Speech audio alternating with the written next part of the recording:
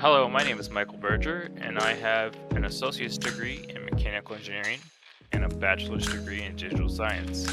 I have a certificate in AutoCAD and cybersecurity. I work as a student IT assistant at the University of Akron, a math tutor at Stark State College, SMT operator at Airborne Electronics, and as a student team leader at Kent State University in the Federated Desktop Support Department. And my name is Gregory Hess. I have a bachelor's degree in digital sciences from Kent State University. I have a Test-Out Security Pro certification, as well as numerous certifications through LinkedIn courses. I've held numerous IT positions in end-user support across Kent State, Beechwood Systems, and Northeast Ohio, and in my local area, in local town of Northeast Ohio, as I reside. And I'm en route to a rotational in Brooklyn, Ohio, this coming summer. As of February of 2023, I reside at a business analyst position in my current company in a bank in the Ohio area.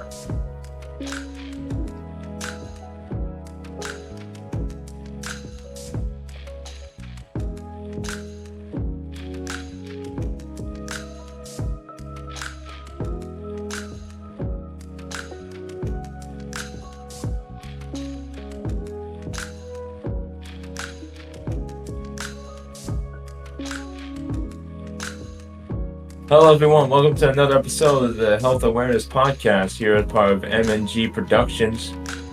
It is December 14th of 2023. We want to say happy holidays from the MNG Production studio here. And then some. As we got a good jam-packed episode for you today here in this holiday season. We're going to grant you all to have a good taste of what's to come here, as we are discussing differences between food in America and Europe and outside the country. And as always, I'm one of your co-hosts, Gregory, here with my friend Mike here. Mike, how you doing? I'm doing pretty good today, Greg. It's a little bit cloudy down here in Florida, but it's still in like the 70s, so it's not bad. At least you have that. Like I can't even get 50 here now with December picking up here with how it's supposed to be, but it is supposed to be 50 on Saturday, so that's not normal. Like, I'm sorry, it's going to be 50 degrees in December in Ohio. So that's odd, but it's little heat wave there, huh? Yeah, it's like not even a heat wave, it's just like air. Like air coming from like the west or something. Like that's more to this. But speaking of things that are like more in depth about this, we are getting back to our subject of differences between food that is in America versus in Europe. It was banned from other countries because of what's here in America. So, as you know, there's different boundaries and guidelines for food across different countries. We have the FDA. Some countries have a more general EU. But the basis of what we'll find today is that the EU kind of has a more restrictive, more of a safety, have like more of a greater steep belt on the safety measures of the car, that is the health of the American man or individual, so to speak. But in a situation of like the fast consumerism life in America, with some people like fast food a lot, some people like the convenience stores, and that kind of breeds some sort of dependency for things. Like I wasn't raised on it, but if you're around the time of sugar cereals and like highs of like the little Debbie's snacks and whatnot, we're gonna get into the nitty gritty of that. So, you have anything else to say, Mike, to start us off? Well, I just wanted to say that a lot of these chemicals or additives that they're adding into these products, some companies are good and they're not adding a whole lot to them. But you still got to watch out from You don't want to be eating this stuff like every day, even if they do add small amounts, because it adds up over time. Of course. And we'll be discussing all that here today with a different range of products and names that you'll probably pop at home about or in your car, wherever you are, as like, oh wait, I know what that is. Oh no, I eat that, or I have relatives that eat that. So we'll try to discuss the best in this material in the best details possible. With first this piece on just we have like this sort of excess culture, according to Trina Rose, who is a hospital wellness coordinator here in this piece by WTHR, with regards to the safety and the amount of food that is taken in by everybody. But some products I can just name now that have warnings on them from the EU are Skittles, Pop-Tarts, Gatorade, and Little Debbie products. They are banned in the EU residing countries because of dyes like Yellow 5, Yellow 6, and Red 40, as they're said to be harmful to your health, especially for young children, giving them attention problems as well as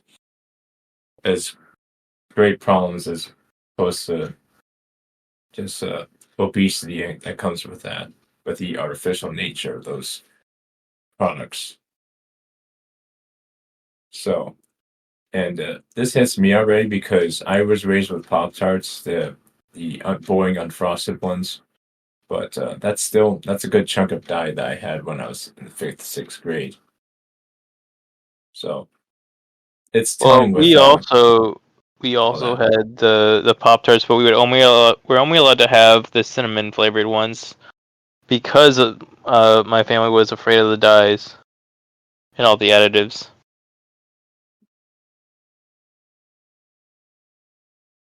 Right, because my family was better on like that part. We didn't get the sugary cereals, but my mom still got me the Pop-Tarts.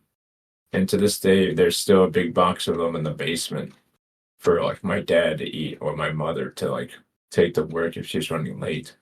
Which it goes with what this hospital coordinator is saying with how the convenience nature of things will like make things faster. Like if you're on the run to work and you need breakfast, are you gonna grab some nice cereal, cornflakes that you made in your farm, or this Pop-Tart that's on your desk? Staying with the subject of sort of pantry goods, Coffee Mate products as well as Ritz crackers and Pillsbury biscuits are all banned in Switzerland, Austria, Hungary, Iceland, Norway, and Denmark because of trans fats like partially hydrogenated soybean and cottonseed oils, which on top of that is a lot because we also usually get Ritz crackers and the like, as well as the creamers.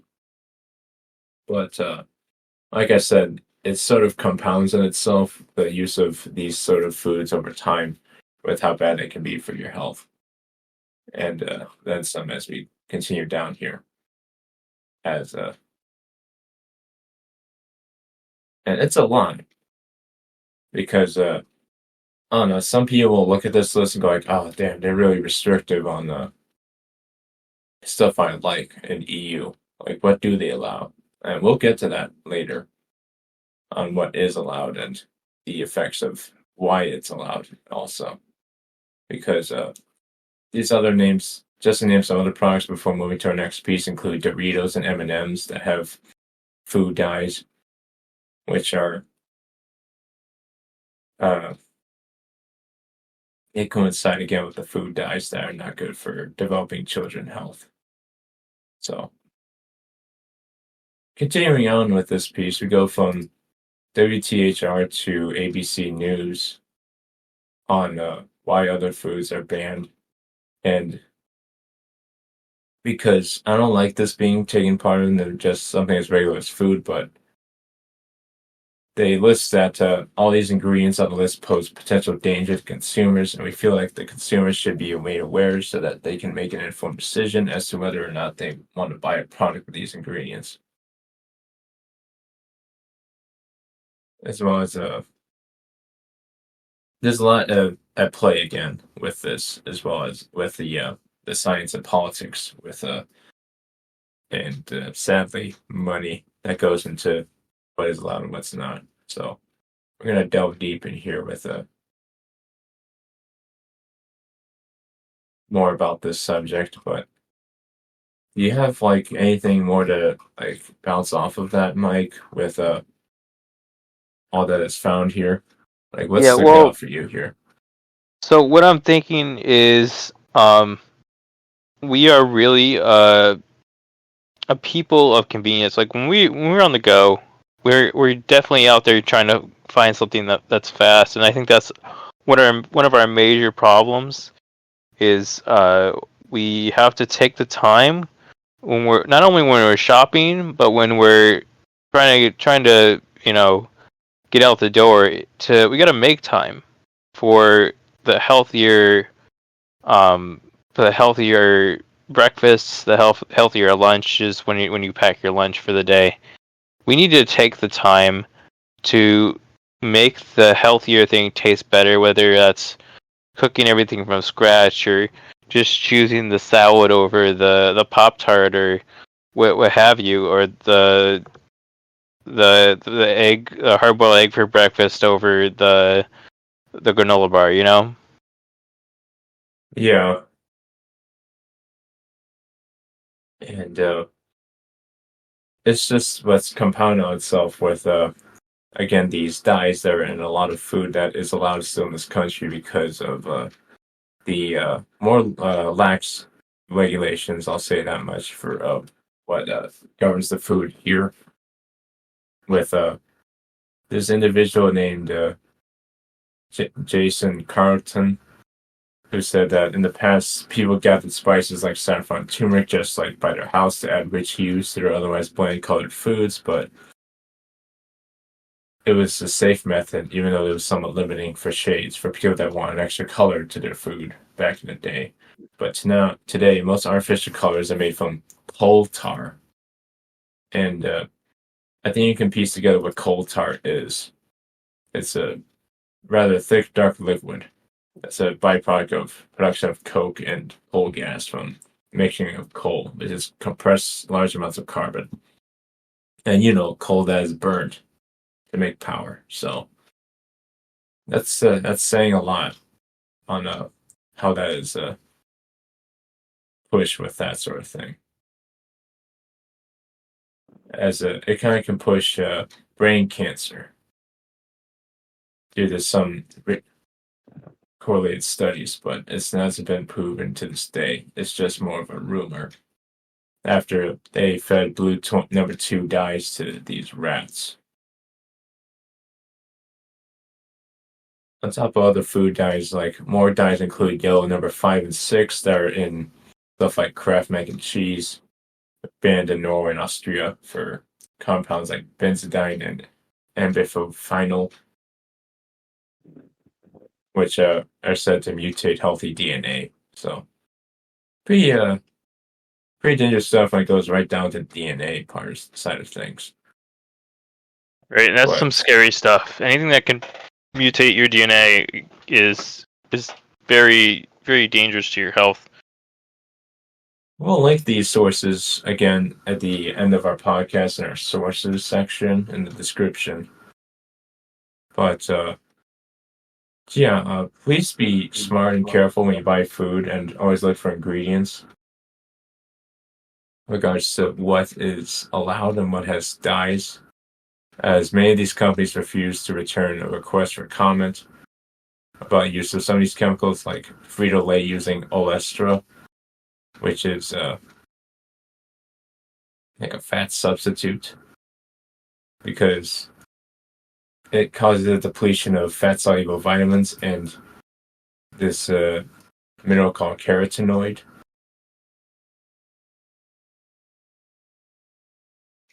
Which is good. It's a production for it increases the risk of disease. So it's like it helps fight off disease and idea of disease coming to your body. But this this substitute supposedly in Ruffles and Frito-Lay's chips. So please Right, be and mindful. chips in general are not the healthiest food. Like if you guys really are itching for some kind of chip, I recommend that you go out, buy some kale, make some kale chips at home. They're delicious. All you need is a little bit of sea salt and some olive oil. And actually, it's even better if you use something like coconut oil or ghee or something like that. It's just gonna be healthier. I'd even And like a lot of recommend, fruit that as well as on top of fruit chips, like those dried like chips, like for banana chips and apple chips. Those are better for you in the long run in this state of things. But And if you're making it at home, you're not going to have all these extra additives. You're literally going to the store, buying kale, washing it off, all the whatever they put on it to keep bugs off. You're washing it off. You can wash it in like cold water and just break it up into small pieces. Put it on like a baking tray with some oil and then sea salt, and just put it in the oven. yeah, and from chemicals to preservatives, we're going to this piece from globalfoodservice.com, and it goes over certain ideas such as chemicals that you should look out for, or preservatives, excuse me, in the items that you buy from the store, such as potassium bromate, which we covered a while ago back when we first started the Health Awareness podcast, which we found a lot of cheap bread, like store-bought buns, bagels, sandwich bread, you name it. It is linked to kidney and thyroid cancer, which hits home for me because I have thyroid issues that run in my family. So I've had to keep a close eye on that ever since I saw that notice. So it's best to source items from a local bakery that is knowledgeable of having the fewest and most natural ingredients possible, on top of the ability to help support local business, on top of preventing diseases from a chemical that might be in your bread. So again, that is called potassium bromate. Continuing down here, we have I'm gonna pronounce this butylated hydroxynosol and BHT. It can promote tumor growth and impair blood clotting, and that is found in a lot of store-bought cereals. Again, the artificial ones we mentioned earlier, like your Frosted Flakes, your Fruit Loops, your Apple Jacks, Trix.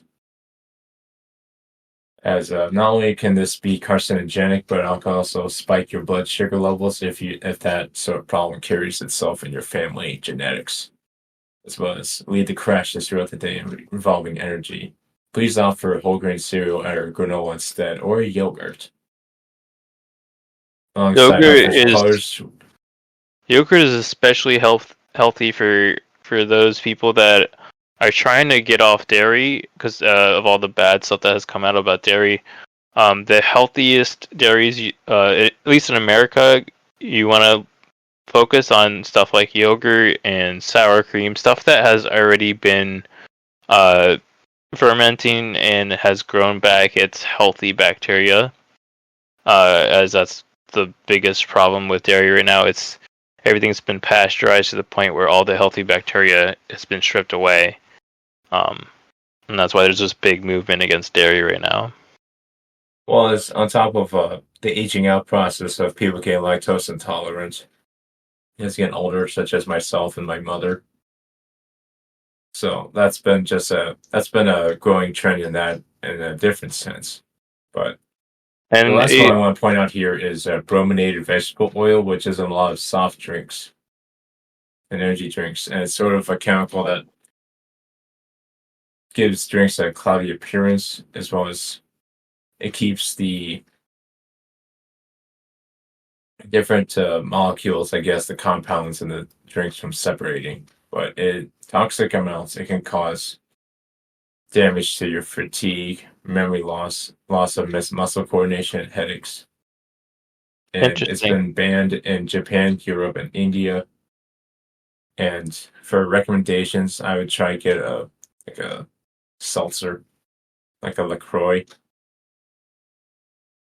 or just a soda that doesn't have that listed on the back of it, because all the agencies in America said to make that legal, that you could read that. You guys want to make sure you know where they put the ingredients, because sometimes it's barely legal. It's like small print. So just going down here, there's a nice graphic here that you guys can check out if you check out this site as well. But it has a lot of different swapping options for certain chemicals, such as the RBGH hormone that is put in some cattle, which is said to be a growth factor leading to breast and prostate cancer. And we're not paid by anybody or anything. We're not like showing for certain companies or others. I'm just saying what this website puts out to best inform the people. Like some of these are more pronounced that we've mentioned earlier on this podcast, such as using Dave's Killer Bread instead of store-bought ones, or King Arthur versus General Mills. On top of using brands such as Horizon Organic, Annie's, Spindrift, Harmless Harvest, and Amy's Kitchen. On top of brands that are starting to improve, such as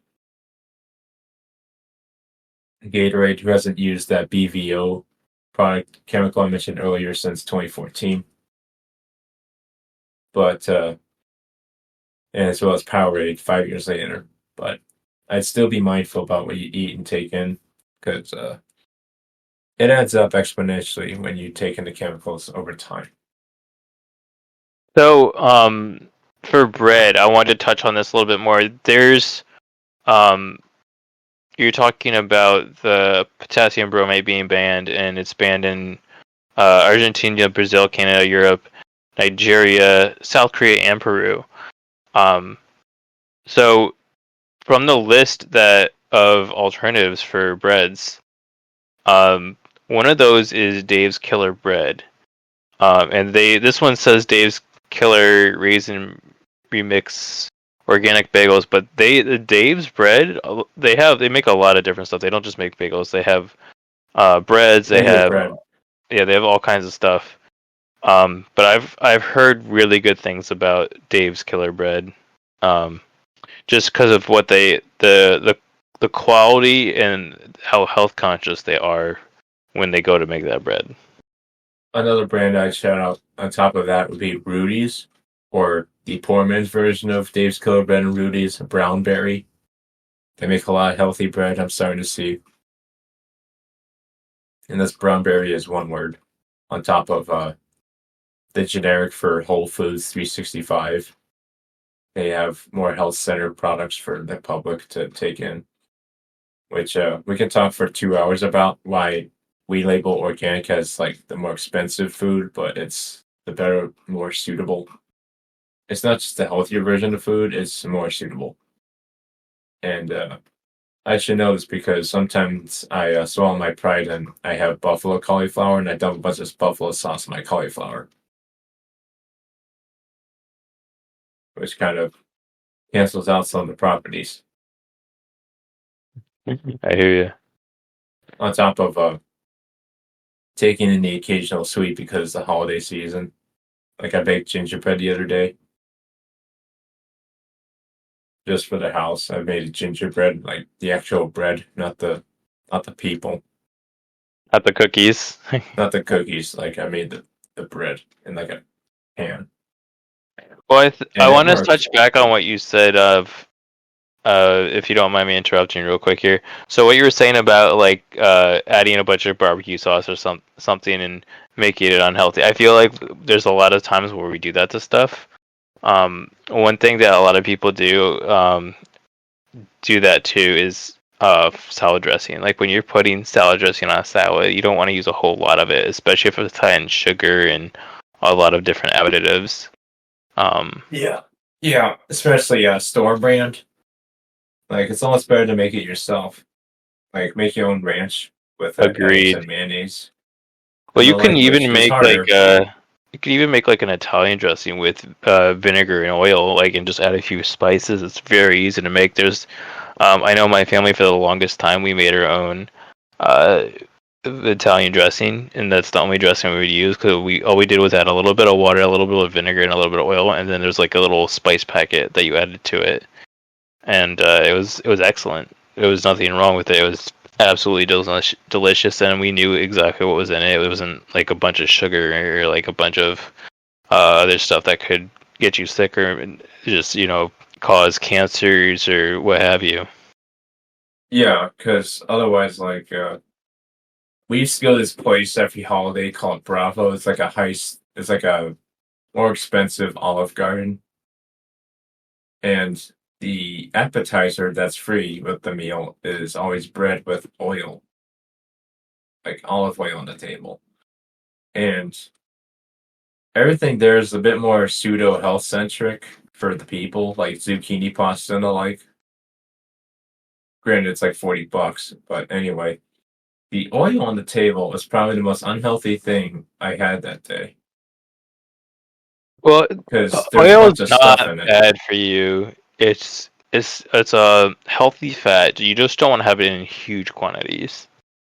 Yeah, this was like a bowl. Plus, it was like a sharing bowl, like for everyone to dip their bread into. So, As long as it's like extra virgin olive oil and like a little bit of herbs and spice, it's probably healthier than just slathering your bread up with butter, you know? you think so, because whatever I dipped into that thing, it was salty. Like, I don't know what spice they put in there, but it was like that thing was salted. Like, and again, you can make that at home. Like, that's what I thought with the pandemic. There'd be more people that would be more self starters, like grow food at their house because it got too expensive to go outside.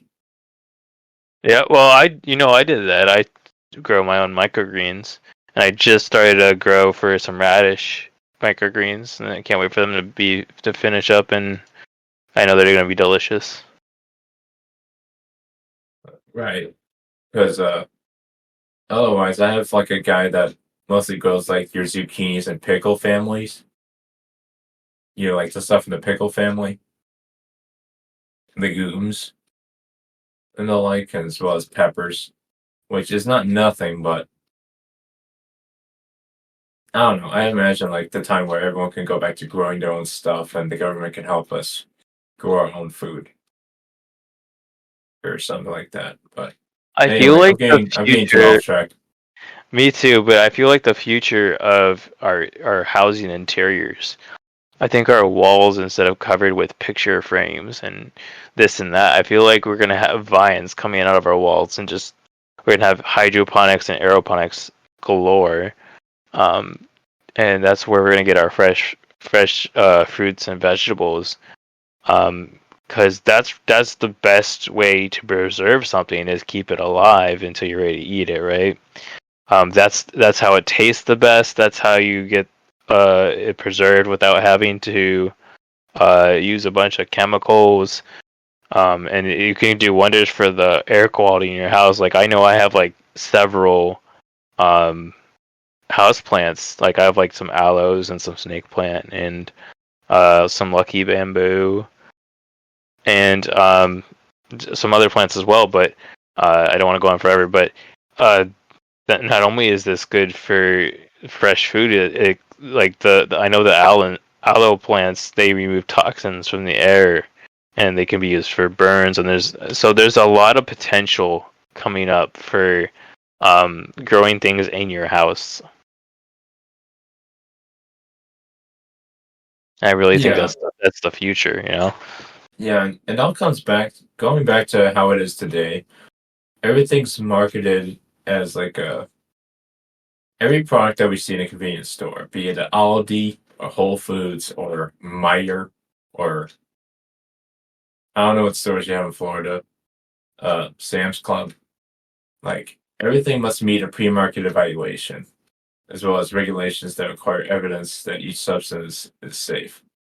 Okay, before you release it to the public. much like you do any product, like that you put like if you market a snow thrower to people, that thing better work and not be against environmental and other guidelines. As I did see this statement on the CBS news piece, which is our last cover piece for today, where they said that the FDA said that when used properly, potassium bromate converts into a harmless substance during food production. So that's not nothing, but I don't know what that process is and what used properly means. Right, But and I'm sure there's all different quality and skills of workers, like whoever is doing the cooking, and they have to train specific. Like, what do you do when someone's in training and they mess it up? Are they just sending that out to the people and like, oh man, you know, yeah, do they and know that they messed up? Do they, So that's definitely something to worry about, and I would um and I think we mentioned before there are specific brands that make stuff without these harmful chemicals. So definitely do your own research, but those are some good recommendations what we had so far. yeah, because something as serious as potassium bromate, which has been linked to again cancer, is saying a lot because it's present in more than 100 products in the country. As on paper, again, it's used to form fine line crystals or powder to strengthen the dough as it rises in the oven. But again, this is a chemical that is said to initiate or promote tumors, which Right. is a big no go on Big no something you for want to do for you. yourself or your kids. It's also a big no go for me.